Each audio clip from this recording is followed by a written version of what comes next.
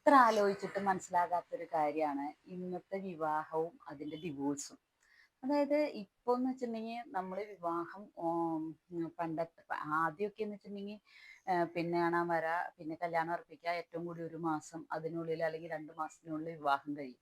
ഇന്നത്തെ വിവാഹങ്ങൾ അങ്ങനെയൊന്നുമല്ല. ഇപ്പം മാട്രിമോണി വഴി വന്നാലും അല്ലെങ്കിൽ ഈ സ്വന്തമായിട്ട് കണ്ടുപിടിച്ച പെൺകുട്ടികളോ ആൺകുട്ടികളോ കണ്ടുപിടിച്ച വിവാഹമായാലും ഇവർ ചിലപ്പോൾ 2 വർഷം മോതിരം മാറിയിട്ടൊക്കെ 2 വർഷം കഴിയും, അല്ലെങ്കിൽ വളയിടൽ ചടങ്ങ് കഴിഞ്ഞിട്ട് 2 വർഷമൊക്കെ കഴിഞ്ഞായിരിക്കും വിവാഹം.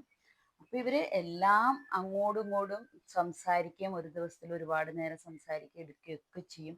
അതുപോലെ തന്നെ ഇനി വീട്ടിലുള്ള അച്ഛനമ്മമാര് പെൺകുട്ടിയുടെ വീട്ടിൽ നിന്നാണെങ്കിൽ അവര് പോയി അന്വേഷിക്കും, പയ്യന്റെ വീട്ടുകാർ അന്വേഷിക്കും. ഇങ്ങനെ എല്ലാ അന്വേഷണങ്ങളും നടന്നിട്ടാണ് നമ്മളൊരു വിവാഹത്തിലേക്ക് എത്തുന്നത്.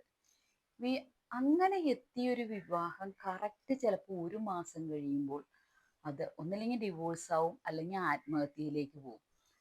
അപ്പൊ ഇനി ചോദിക്കുന്നത്, ഇതെന്താ എന്താ ഈ ഇത്രയും വർഷം അല്ലെങ്കിൽ 2 വർഷവും 1 വർഷവും 6 മാസം ഏറ്റവും കൂടി ഉണ്ടാവും.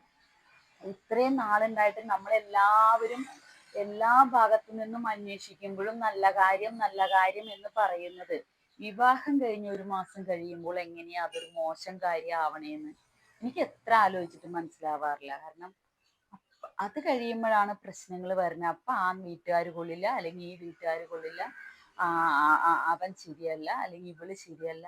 അപ്പൊ ഇത്രയും നാൾ കൊണ്ട് ഇതൊന്നും ആർക്കും മനസ്സിലാകുന്നില്ലേ? എനിക്ക് ഞാൻ കുറെ ആലോചിക്കാറുണ്ട് ഇതിനെക്കുറിച്ച്. ശരിയല്ലേ?